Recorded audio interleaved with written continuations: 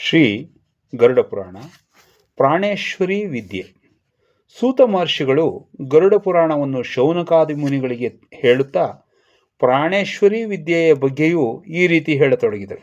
ಎಲೈ ಮುನಿಗಳೇ, ಈಗ ನೀವು ಪರಮ ಶಿವನಿಂದ ಗುರುತ್ಮಂತನಿಗೆ ಉಪದೇಶಿಸಲ್ಪಟ್ಟ ಈ ಪ್ರಾಣೇಶ್ವರ ಮಹಾಮಂತ್ರವನ್ನು ಹೇಳುವುದಕ್ಕೂ ಮೊದಲು ಯಾವ ಯಾವ ಸ್ಥಾನಗಳಲ್ಲಿ ಯಾವ ಯಾವ ಸಮಯದಲ್ಲಿ ಹಾವು ಕಚ್ಚಿದರೆ ಮರಣ ಸಂಭವಿಸುತ್ತದೆ ಎಂಬುದನ್ನು ತಿಳಿದುಕೊಳ್ಳೋಣ. ಹುತ್ತ, ಸ್ಮಶಾನ, ಪರ್ವತ, ಬಾವಿ, ಮರದ ತೊರ್ರೆ ಇವುಗಳಲ್ಲಿ ವಾಸಿಸುವ ಹಾವು ಕಚ್ಚಿದಾಗ ಅದು ಕಚ್ಚಿದ ಸ್ಥಳದಲ್ಲಿ 3 ಪ್ರಚ್ಛನ್ನ ರೇಖೆಗಳು ಏರ್ಪಟ್ಟರೆ ಮಾತ್ರ ಆ ರೀತಿ ಕಚ್ಚಲ್ಪಟ್ಟಂತಹ ಜೀವಿಗಳು ಉಳಿಯುವುದಿಲ್ಲ. ಹಾಗೆಯೇ ಮೂಲ, ಆಶ್ಲೇಷ, ಮಘ ಮತ್ತು ಷಷ್ಠಿಯ ದಿನದಂದು ಕರ್ಕಾಟಕ, ಮೇಷರಾಶಿಗಳಲ್ಲಿ ಬರುವ ನಕ್ಷತ್ರಗಳಲ್ಲಿ ಹಾವು ಕಚ್ಚಿದವರು ಬದುಕುವುದಿಲ್ಲ. ಕಟಿ, ಕಣತ, ಸಂಧಿಭಾಗಗಳು, ಮುಖ, ಗಂಟಲಿನ ಮೇಲೆ ಹಾವು ಕಚ್ಚಿದರೆ ಅಂತಹ ಪ್ರಾಣಿಯೂ ಬದುಕುವುದಿಲ್ಲ. ದಿನದಲ್ಲಿ ಮೊದಲ ಭಾಗದಲ್ಲಿ ಮೊದಲ ಅರ್ಧಯಾಮ ಭಾಗವು ಸೂರ್ಯನಿಂದ ಭೋಗಿಸಲ್ಪಡುತ್ತದೆ. ಆ ಸೂರ್ಯನ ಭೋಗದ ನಂತರ ಗಣನಾಕ್ರಮದ ಪ್ರಕಾರ ಇತರೆ ಗ್ರಹಗಳ ಭೋಗವಿರುತ್ತದೆ. ಅದೇ ರೀತಿ ಕಾಲದಲ್ಲಿ ಜ್ಯೋತಿಷ್ಯರು ಕಾಲಚಕ್ರಧಾರವಾಗಿ ಗ್ರಹಗಳನ್ನು, ಕಾಲಸರ್ಪಗಳನ್ನು ಈ ರೀತಿಯಾಗಿ ಜೋಡಿಸಿದ್ದಾರೆ. ಶೇಷನು ಅಂದರೆ ಸೂರ್ಯ, ತಕ್ಷಕ ಎಂದರೆ ಮಂಗಳ, ಪದ್ಮನು ಎಂದರೆ ಗುರು, ಶಂಕನು ಎಂದರೆ ಶನಿ, ವಾಸುಕಿ ಅಂದರೆ ಚಂದ್ರ, ಕರ್ಕೋಟಕ ಅಂದರೆ ಬುಧ, ಮಹಾಪದ್ಮ ಅಂದರೆ ಶುಕ್ರ, ಕುಲಿಕನು ಅಂದರೆ ರಾಹು. ರಾತ್ರಿಯಾಗಲಿ ಹಗಲಾಗಲಿ ಬೃಹಸ್ಪತಿ ಅಂದರೆ ಗುರು ಭೋಗ ಕಾಲ ಬಂದಾಗ ಸರ್ಪಗಳು ದೇವತೆಗಳನ್ನಾದರೂ ಸಂಹರಿಸಬಲ್ಲವು. ಆದ್ದರಿಂದಲೇ ಈ ಸಮಯದಲ್ಲಿ ಹಾವು ಕಡಿತಕ್ಕೆ ನಿವಾರಣೆ ಇಲ್ಲ, ಮರಣ ತಪ್ಪಿದ್ದಲ್ಲ. ಹಗಲಲ್ಲಿ ಶನಿ ಭೋಗವೂ ಸಹ ಅಷ್ಟೇ. ರಾತ್ರಿ ಹಗಲಿನ ಗಣನೆಯು 30 ಗಳಿಗೆಗಳಲ್ಲಿ ಇರುತ್ತದೆ. ಈ ಲೆಕ್ಕವನ್ನು ಅನುಸರಿಸಿ ನಿರ್ಮಿಸಲ್ಪಟ್ಟ ಕಾಲಚಕ್ರದಲ್ಲಿ ಚಂದ್ರನು ಪಾಡ್ಯದಂದು ಕಾಲಿನ ಹೆಬ್ಬೆರಳಿನಲ್ಲಿಯೂ, ಬಿದಿಗೆಯೆಂದು ಕಾಲುಗಳ ಮೇಲೆಯೂ, ತದಿಗೆಯೆಂದು ಮೊಣಕಾಲುಗಳ ಮೇಲೂ, ಚೌತಿಯೆಂದು ಮೊಣಕಾಲುಗಳ ಮೇಲೂ, ಪಂಚಮಿಯೆಂದು ತೊಡೆಗಳ ಮಧ್ಯದಲ್ಲಿಯೂ, ಷಷ್ಠಿಯೆಂದು ನಾಭಿಯಲ್ಲಿಯೂ, ಸಪ್ತಮಿಯೆಂದು ಎದೆಯ ಭಾಗದಲ್ಲಿಯೂ, ಅಷ್ಟಮಿಯೆಂದು ಸ್ತನಗಳಲ್ಲಿಯೂ, ನವಮಿಯೆಂದು ಗಂಟಲಿನಲ್ಲಿಯೂ, ದಶಮಿಯೆಂದು ಮೂಗಿನ ಮೇಲೂ, ಏಕಾದಶಿಯೆಂದು ಕಣ್ಣುಗಳಲ್ಲಿಯೂ, ದ್ವಾದಶಿಯೆಂದು ಕಿವಿಗಳಲ್ಲಿಯೂ, ತ್ರಯೋದಶಿಯೆಂದು ಕಣ್ಣು ರೆಪ್ಪೆಗಳ ಮಧ್ಯದಲ್ಲಿಯೂ, ಚತುರ್ದಶಿಯೆಂದು ಕಣತಗಳ ಮೇಲೂ, ಹುಣ್ಣಿಮೆ ಅಮಾವಾಸ್ಯೆಗಳಲ್ಲಿ ಮಸ್ತಕದ ಮೇಲೂ ಮಾನವರಲ್ಲಿ ವಾಸವಿರುತ್ತಾನೆ. ಚಂದ್ರನಿರುವ ಸ್ಥಳಗಳಲ್ಲಿ ಜೀವಿಯ ಅಥವಾ ಪ್ರಾಣಿಯ ಅಂಗದ ಮೇಲೆ ಹಾವು ಕಚ್ಚಿದರೂ ಆ ಪ್ರಾಣಿಯನ್ನು ಬದುಕಿಸಬಹುದು.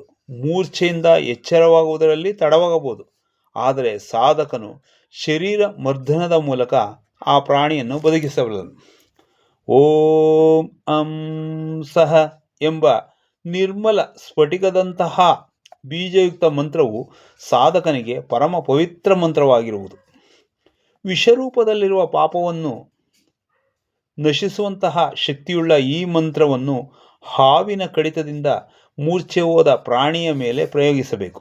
ಇದರಲ್ಲಿ 4 ಪ್ರಕಾರಗಳಿವೆ. ಮೊದಲನೆಯದು ಬೀಜ ಬಿಂದುವಿನೊಂದಿಗೆ, ಎರಡನೆಯದು ಸ್ವರಗಳಿಂದ, ಮೂರನೆಯದು 6 ಸ್ವರಗಳಿಂದ, ನಾಲ್ಕನೆಯದು ವಿಸರ್ಗದಿಂದ ಕೂಡಿರುತ್ತದೆ. ಪ್ರಾಚೀನ ಕಾಲದಲ್ಲಿ ಪಕ್ಷಿರಾಜನಾದ ಗುರುತ್ಮಂತನು ಲೋಕ ಸರ್ಪಗಳಿಂದ ರಕ್ಷಿಸುವುದಕ್ಕಾಗಿ ಓಂ ಕುರುಕುಲೇ ಸ್ವಾಹ ಎಂಬ ಮಂತ್ರವನ್ನು ಪ್ರಸಾದಿಸಿದನು. ಈ ಮಂತ್ರದಿಂದ ಸರ್ಪ ವಿಷಗಳನ್ನು ನಿವಾರಿಸಿ ಪ್ರಾಣಿಗಳನ್ನು ಕಾಪಾಡಬೇಕೆಂದು ಬಯಸುವ ಸಾಧಕನು ಮುಖದಲ್ಲಿ ಓಂ ಅನ್ನು, ಕಂಠದಲ್ಲಿ ಕುರು ಅನ್ನು, 2 ಗುಲ್ಮಗಳಲ್ಲಿ ಕುಲೇ ಯನ್ನು, 2 ಪಾದಗಳ ಮೇಲೆ ಸ್ವಾಹ ಮಂತ್ರವನ್ನು ಶಾಶ್ವತವಾಗಿ ನ್ಯಾಸವನ್ನು ಮಾಡಿಕೊಂಡು ಇರಬೇಕು. ಮೇಲಿನ ಮಂತ್ರವನ್ನು ಸಾಧ್ಯವಾದಷ್ಟು ಕಡೆಗೆ ಬರೆಯಿಸಿದ ಗ್ರಹಗಳಲ್ಲಿ ಹಾವುಗಳು ಇರುವುದಿಲ್ಲ. ಒಂದು ಸೂತ್ರವನ್ನು ಈ ಮಂತ್ರದೊಂದಿಗೆ 1000 ಸಲ ಅಭಿಮಂತ್ರಿಸಿ ಕಿವಿಯ ಮೇಲೆ ಧರಿಸಿದವರಿಗೆ ಸರ್ಪಭಯವಿರುವುದಿಲ್ಲ. ಅದೇ ರೀತಿ ಈ ಮಂತ್ರದೊಂದಿಗೆ ಅಭಿಮಂತ್ರಿಸಿದ ಸಕ್ಕರೆಯನ್ನು ಚೆಲ್ಲಿದ ಮನೆಯಲ್ಲಿ ಹಾವುಗಳು ಇರುವುದಿಲ್ಲ. ದೇವತೆಗಳು, ಅಸುರರು ಈ ಮಂತ್ರವನ್ನು 7,00,000 ಸಲ ಜಪಿಸಿ ಮಂತ್ರಸಿದ್ಧರಾಗಿದ್ದಾರೆ. ಒಂದು ಅಷ್ಟದಳವನ್ನು ಚಿತ್ರಿಸಿ ಓಂ ಸುವರ್ಣರೇಖೆ ಕುಕ್ಕುಟ ವಿಗ್ರಹ ರೂಪಿಣಿ ಸ್ವಾಹ ಎಂಬ ಮಂತ್ರದಲ್ಲಿನ ಎರಡೆರಡು ಅಕ್ಷರಗಳನ್ನು ಆ ಪದ್ಮದ ಮೇಲೆಯೇ ಒಂದೊಂದು ದಳದ ಮೇಲೆ ಬರೆಯಬೇಕು. ಆನಂತರ ಓಂ ಪಕ್ಷಿ ಸ್ವಾಹ ಎಂಬ ಮಂತ್ರದಿಂದ ಅಭಿಮಂತ್ರಿಸಲ್ಪಟ್ಟಂತಹ ಜಲದೊಂದಿಗೆ ಹಾವು ಕಚ್ಚಿದವರಿಗೆ ಸ್ನಾನ ಮಾಡಿಸಿದರೆ ವಿಷದಿಂದ ನಿವಾರಣೆಯನ್ನು ಪಡೆಯಬಹುದು. ಓಂ ಪಕ್ಷಿ ಸ್ವಾಹ ಎಂಬುದೂ ಸಹ ಸಾಧಕರ ಪಾಲಿಗೆ ಕಲ್ಪವೃಕ್ಷ. ಈ ಮಂತ್ರದ ಮೂಲಕ ಹೆಬ್ಬೆರಳಿನಿಂದ ಕಿರು ಬೆರಳಿನವರೆಗೂ ಕರನ್ಯಾಸವನ್ನು, ಮುಖ, ಹೃದಯ, ಲಿಂಗ, ಪಾದದ ಭಾಗಗಳ ಮೇಲೆ ಅಂಗನ್ಯಾಸವನ್ನು ಮಾಡಿರುವ ವ್ಯಕ್ತಿಯ ನೆರಳನ್ನಾದರೂ ಕನಸಿನಲ್ಲಾದರೂ ಸಹ ತಾಕುವುದಕ್ಕೆ ಹಾವುಗಳು ಭಯಪಡುತ್ತವೆ. ಈ ಮಂತ್ರವನ್ನು 1,00,000 ಸಲ ಜಪಿಸಿ ಸಿದ್ಧಿಯನ್ನು ಪಡೆದ ಸಾಧಕನು ಹಾವು ಕಡಿತಕ್ಕೆ ಗುರಿಯಾದ ವ್ಯಕ್ತಿಯನ್ನು ನೋಡಿದರೂ ಸಾಕು, ಆ ವ್ಯಕ್ತಿಯಲ್ಲಿನ ವಿಷವು ಹಿಡಿದು ಹೋಗುತ್ತದೆ. ಓಂ ಹ್ರೀಂ ಹ್ರೌಂ ಹ್ರೀಂ ಭೀ ರುಂಡಾಯ ಹಿ ಸ್ವಾಹ ಎಂಬ ಈ ಮಂತ್ರ ಸಾಧಕನು ಇದನ್ನು ಸರ್ಪದೃಷ್ಟರಾದ ವ್ಯಕ್ತಿಗಳ ಕಿವಿಯಲ್ಲಿ ಜಪಿಸಿದರೆ ವಿಷ ಪ್ರಭಾವವು ಕ್ಷೀಣಿಸುತ್ತದೆ. ಮತ್ತೊಂದು ಸಾಧನೆ ಇದೆ. ಸಾಧಕನು ತನ್ನ 2 ಪಾದಾಗ್ರಗಳಲ್ಲಿ ಅ ಆಗಳನ್ನು ಚೀಲಮಂಡಲ, ಇ ಈಗಳನ್ನು ಗುಲ್ಮಗಳಲ್ಲಿ, ಉ ಊಗಳನ್ನು ಜಾನುಗಳಲ್ಲಿ, ಎ ಐಗಳನ್ನು ಕಟಿ, ಓ ನಾಭಿಯಲ್ಲಿಯೂ, ಔವನ್ನು ಛಾತಿಯ ಮೇಲೆ, ಹಂ ಅನ್ನು ಮುಖದಲ್ಲಿ, ಅಹ ಅನ್ನು ಮಸ್ತಕದಲ್ಲಿ ಸ್ಥಾಪಿಸಿಕೊಂಡು ಓಂ ಅಂ ಸಹ ಎಂಬ ಬೀಜಮಂತ್ರ ಸಹಿತವಾಗಿ ನ್ಯಾಸ ಮಾಡಿಕೊಂಡು ಪ್ರತಿನಿತ್ಯವೂ ಜಪಿಸುತ್ತಾ ಪೂಜೆಗಳನ್ನು ಮಾಡುತ್ತಿದ್ದರೆ ಆತನಿಗೆ ಸರ್ಪವಿಷವನ್ನು ನಿರ್ವೀರ್ಯಗೊಳಿಸುವ ಶಕ್ತಿಯೂ ಲಭಿಸುತ್ತದೆ. ಸಾಧಕನು ನಾನು ಸ್ವತಃ ಗುರುತ್ಮಂತನು ಎಂಬ ಭಾವನೆಯೊಂದಿಗೆ ಧ್ಯಾನದೊಳಕ್ಕೆ ಹೋಗಿ ಈ ಮಂತ್ರ ಸಾಧನೆಯನ್ನು ಮಾಡಬೇಕು. ವಿಷಕ್ಕೆ ವಿರುದ್ಧವಾಗಿ ಪ್ರಯೋಗ ಮಾಡುತ್ತಿರುವಷ್ಟು ಕಾಲ ಆತನಲ್ಲಿ ತಾನು ಗರುಡನು ಎಂಬ ಧ್ಯಾನವೇ ಇರಬೇಕು. ಹುಂ ಎಂಬ ಬೀಜಾಕ್ಷರವು ಶರೀರದಲ್ಲಿ ಪ್ರವೇಶಿಸಿದ ವಿಷಾದಿಗಳನ್ನು ಹರಿಸುವ ಶಕ್ತಿ ಇರುತ್ತದೆ. ಅಂಸಹ ಮಂತ್ರವನ್ನು ಎಡಗೈಯಲ್ಲಿ ನ್ಯಾಸ ಮಾಡಿಕೊಂಡಿರುವ ಸಾಧಕನು ಧ್ಯಾನ, ಪೂಜೆ, ನಿತ್ಯ ಜಪ ಶಕ್ತಿಗಳ ಸಹಾಯದಿಂದ ವಿಷವನ್ನು ನಿವಾರಣೆ ಮಾಡುವುದಕ್ಕೆ ಸಮರ್ಥನಾಗುತ್ತಾನೆ. ಏಕೆಂದರೆ ಈ ಮಂತ್ರವು ವಿಷಧರ ನಾಗಗಳ ನಾಸಿಕ ಭಾಗವನ್ನು, ಶ್ವಾಸನಾಳವನ್ನು ತಡೆಹಿಡುವ ಶಕ್ತಿಯನ್ನೂ ಸಂಪೂರ್ಣ ಸಾಮರ್ಥ್ಯವನ್ನೂ ಹೊಂದಿರುತ್ತದೆ. ಈ ಮಂತ್ರವು ಬಾಧಿತ ಶರೀರದೊಳಕ್ಕೆ, ಮಾಂಸದೊಳಕ್ಕೆ ಹಾದು ಹೋಗಿ ಸರ್ಪವಿಷವನ್ನು ನಾಶವಾಗುವಂತೆ ಮಾಡುತ್ತದೆ. ಹಾವಿನ ಕಡಿತದಿಂದ ಮೂರ್ಛೆ ಹೋದ ಪ್ರಾಣಿಯ ಶರೀರದ ಮೇಲೆ ಓಂ ಅಂ ಸಹ ಮಂತ್ರವನ್ನು ನ್ಯಾಸವನ್ನು ಮಾಡಿ ಭಗವಂತನಾದ ನೀಲಕಂಠ ಸ್ವಾಮಿಯನ್ನು, ಇತರ ದೇವತೆಗಳನ್ನೂ ಸಹ ಧ್ಯಾನಿಸಬೇಕು.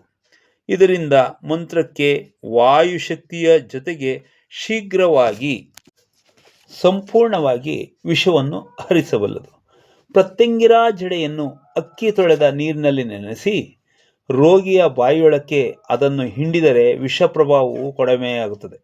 ಪುನರ್ನವ, ಪ್ರಿಯಂಗು, ವಕ್ತ್ರಜ, ಶ್ವೇತ, ಬೃಹತಿ, ಕೂಷ್ಮಾಂಡ, ಅಪರಾಜಿತ, ಜಡ, ಗೇರು, ಕಮಲ, ಗಟ್ಟಿಫಲ ಇವುಗಳೆಲ್ಲವನ್ನು ನೀರಿನಲ್ಲಿ ಹಾಕಿ ಚೆನ್ನಾಗಿ ಹಿಂಡಿ ತುಪ್ಪದಲ್ಲಿ ಬೆರೆಸಿ ಲೇಪನವನ್ನಾಗಿ ತಯಾರಿಸಿಕೊಂಡು ಅದನ್ನು ಹಾವು ಕಚ್ಚಿದ ವ್ಯಕ್ತಿಯ ಶರೀರದ ಮೇಲೆ ಹಚ್ಚಿದರೆ ವಿಷ ಪ್ರಭಾವವು ಕಡಿಮೆಯಾಗುತ್ತದೆ.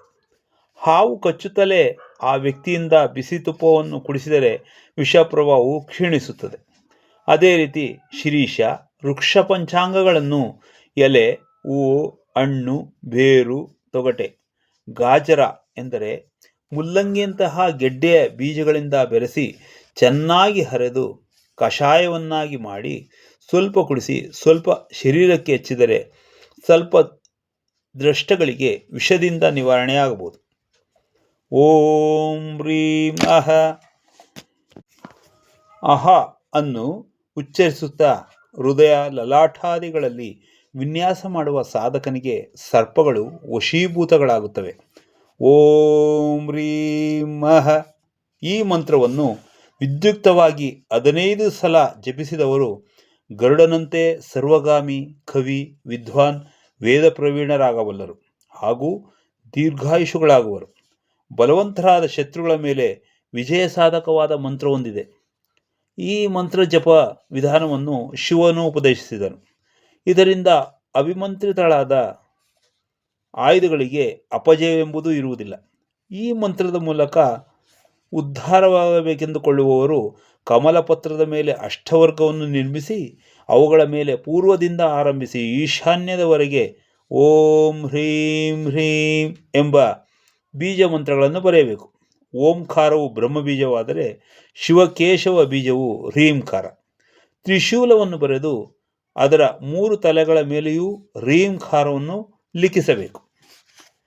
ಮೇಲೆ ಹೇಳಲಾದ ಪುನರ್ನವ, ಗಲಜೇರು ಮರ, ಪ್ರಿಯಂಗು, ಪಿಪ್ಪಲಿ, ವಕ್ತ್ರಜ, ಬೋರಂಗಿ, ಶ್ವೇತ, ಬೃಹತಿ, ಮುಲಕ, ಕೂಷ್ಮಾಂಡ, ಕುಂಬಳ, ಅಪರಾಜಿತ ಜಡ, ತಕ್ಕಿಲಿ, ಗೇರು, ಕೆಂಪು ಜಿಡ. ಸಾಧಕನು ತ್ರಿಶೂಲವನ್ನು ಧರಿಸಿ ಅದನ್ನು ಆಕಾಶದ ಕಡೆಗೆ ಗಿರಗಿರನೆ ತಿರುಗಿಸುತ್ತಲೇ ಸರ್ಪ ದುಷ್ಟಶಕ್ತಿಗಳು ಭಯಪಟ್ಟು ಓಡಿ ಹೋಗುತ್ತವೆ. ಸಾಧಕನು ಧನುರ್ಧಾರಿಯಾಗಿ ಆಕಾಶದ ಕಡೆಗೆ ಬಾಣವನ್ನು ಸಂಧಿಸಿ ಈ ಮಂತ್ರವನ್ನು ಮನನ ಮಾಡುತ್ತಲೇ ದುಷ್ಟ ವಿಷಸರ್ಪಗಳು, ಕುತ್ಸಿತ ಗ್ರಹಗಳು, ವಿನಾಶಕರ ಮೇಘಗಳು, ರಾಕ್ಷಸ ಶಕ್ತಿಗಳು ಭಯಪಟ್ಟು ಓಡಿ ಹೋಗುತ್ತವೆ. ಆ ಧನಸ್ಸು ಧೂಮ್ರವರ್ಣದಲ್ಲಿರಬೇಕು. ಈ ಮಂತ್ರವು ತ್ರಿಲೋಕಗಳಲ್ಲಿಯೂ ರಕ್ಷಿಸಬಲ್ಲಂತಹ ಸಾಮರ್ಥ್ಯವುಳ್ಳವಂಥದ್ದು. ಇನ್ನು ಮೃತ್ಯುಲೋಕದ ವಿಷಯವನ್ನು ಹೇಳಬೇಕಾಗಿಲ್ಲವಲ್ಲ. ಓಂ ಝೂಂ ಸೂಹೂಂ ಫಟ್ ಎಂಬ ಮತ್ತೊಂದು ಮಂತ್ರ ಸಾಧಕನು 8 ಕಾಚು ಕೋಲುಗಳನ್ನು ಇದರೊಂದಿಗೆ ಅಭಿಮಂತ್ರಿಸಿ 8 ದಿಕ್ಕುಗಳಲ್ಲಿಯೂ ನೆಟ್ಟರೆ ಆ ಕೀಲಾಂಕಿತ ಕ್ಷೇತ್ರದಲ್ಲಿ ಸಿಡಿಲು ಬೀಳದಂತೆ, ವಿದ್ಯುಜ್ಜಾಲೆಗಳು ಉರಿಯದಂತೆ ಆ ಭೂಮಿಯನ್ನು ರಕ್ಷಿಸಲ್ಪಡುತ್ತವೆ. ಇದು ಗುರುತ್ಮಂಥನ ಮಂತ್ರವೇ ಆಗಿದೆ. ರಾತ್ರಿಯ ವೇಳೆಯಲ್ಲಿ ಈ ಮಂತ್ರದೊಂದಿಗೆ 8 ಕೋಲುಗಳನ್ನು 20 ಸಲ ಅಭಿಮಂತ್ರಿಸಿ 8 ದಿಕ್ಕುಗಳಲ್ಲಿ ನೆಟ್ಟರೆ ಆ ಮಧ್ಯಭಾಗದಲ್ಲಿರುವವರಿಗೆ ಸರ್ವೋಪದ್ರವಗಳಿಂದ ರಕ್ಷಣೆಯು ಲಭಿಸುತ್ತದೆ. ಓಂ ಹ್ರೋಂ ಸದಾಶಿವಾಯ ನಮಃ ಎಂಬ ಮಂತ್ರವನ್ನು ಜಪಿಸುತ್ತಾ ತೋರುಬೆರಳು, ಕಿರುಬೆರಳು ಉಪಯೋಗಿಸುತ್ತಾ ಅನಾರ್ ಪುಷ್ಪದಂತೆ ಕಾಂತಿಗಳು ಪ್ರಸರಿಸುವಂತಹ ಒಂದು ಪಿಂಡವನ್ನು ನಿರ್ಮಿಸಬೇಕು. ಅದನ್ನು ನೋಡುತ್ತಲೇ ದುಷ್ಟಜನರು, ದುಷ್ಟಮೇಘಗಳು, ರಾಕ್ಷಸರು, ವಿಷಗಳು, ಡಾಕಿನ್ಯಾದಿ ಪಿಶಾಚಿಗಳು ಭಯಪಟ್ಟು ಓಡಿ ಹೋಗುತ್ತೆ. ಓಂ ಹ್ರೀಂ ಗಣೇಶಾಯ ನಮಃ. ಓಂ ಹ್ರೀಂ ಸ್ತಂಭನಾದಿ ಚಕ್ರಾಯ ನಮಃ. ಓಂ ಹೈಂ ಬ್ರಹ್ಮೈ ತ್ರೈಲೋಕ್ಯ ಢಾಮರಾಯ ನಮಃ. ಈ ಮಂತ್ರ ಸಂಗ್ರಹವನ್ನು ಭೈರವ ಪಿಂಡವೆನ್ನುವರು. ಇದು ವಿಷವನ್ನು, ಪಾಪಿಷ್ಟ ಗ್ರಹಗಳ ದುಷ್ಟ ಪ್ರಭಾವವನ್ನು ಸಮಾಪ್ತಿಗೊಳಿಸುವುದರಲ್ಲಿ ತುಂಬ ಸಮರ್ಥಯುತವಾದುದು. ಇದು ಸಾಧಕನ ಕಾರ್ಯಕ್ಷೇತ್ರ ರಕ್ಷಣೆಯನ್ನು, ಭೂತ ರಾಕ್ಷಸಾದಿ ಗಣಗಳ ಉಪದ್ರವ ಶಕ್ತಿಗಳಿಂದ ರಕ್ಷಣೆಯನ್ನು ಕಲ್ಪಿಸಬಲ್ಲದು. ಓಂ ನಮಃ ಎಂದು ಸಾಧಕನು ತನ್ನ ಕೈಯಲ್ಲಿಯೇ ಇಂದ್ರನ ವಜ್ರಾಯುಧವನ್ನು ಭಾವಿಸಿಕೊಂಡು ಧ್ಯಾನ ಮಾಡುವುದನ್ನು ವಜ್ರಮುದ್ರೆ ಎನ್ನುವರು. ಇದು ವಿಷ, ಶತ್ರು, ಭೂತಗಣಗಳನ್ನು ನಾಶ ಮಾಡಬಲ್ಲದು. ಓಂ ಕ್ಷುಂ ಅಥ ವಕ್ಷ ನಮಃ ಎಂಬ ಮಂತ್ರವನ್ನು ಜಪಿಸುತ್ತಾ ಎಡಗೈಯಲ್ಲಿ ಪಾಶವನ್ನು ಭಾವಿಸಿಕೊಂಡು ಸ್ಮರಣೆ ಮಾಡಿದರೂ ಅದೇ ಫಲವಿರುತ್ತದೆ. ಓಂ ಹ್ರೋಂ ಅಥವಾ ರಾಮ್ ನಮಃ ಎಂಬ ಮಂತ್ರೋಚ್ಚಾಟನೆಯಿಂದ ಉಪದ್ರವಕಾರಕವಾದ ಮೇಘ, ಪಾಪಗ್ರಹಗಳ ಪ್ರಭಾವವು ನಶಿಸುತ್ತದೆ. ಓಂ ಕೃಷ್ಣಂ ನಮಃ ಎಂಬ ಮಂತ್ರದಿಂದ ಕಾಲಭೈರವನನ್ನು ಧ್ಯಾನಿಸಿದರೂ ಸಹ ಅದೇ ಫಲವು ಲಭಿಸುತ್ತದೆ. ಓಂ ಲಸದ್ ದ್ವಿಜಿಹ್ವಾಕ್ಷ ಸ್ವಾಹ ಎಂಬ ಮಂತ್ರವನ್ನು ಉಚ್ಚರಿಸುತ್ತಾ ದೈವಧ್ಯಾನ ಮಾಡುವುದರಿಂದ ಬೆಳೆಗಳು, ಗ್ರಹ, ಭೂತ, ವಿಷ, ಪಕ್ಷಿ ಪೀಡನೆಗಳಿಂದ ರಕ್ಷಿಸಲ್ಪಡುತ್ತವೆ. ಓಂ ಕ್ಷಂ ನಮಃ ಎಂಬ ಮಂತ್ರವನ್ನು ನಗರಗಳ ಮೇಲೆ ಕೆಂಪನೆಯ ಶಾಯಿಯಿಂದ ಬರೆದು ಕೋಲಿನಿಂದ ಹೊಡೆದರೆ ಆ ಶಬ್ದಗಳನ್ನು ಕೇಳುತ್ತಲೇ ಪಾಪಗ್ರಹಾದಿ ಉಪದ್ರವಕಾರಕ ತತ್ವಗಳೆಲ್ಲವೂ ಭಯಭೀತಗಳಾಗಿ ಓಡಿ ಹೋಗುತ್ತವೆ.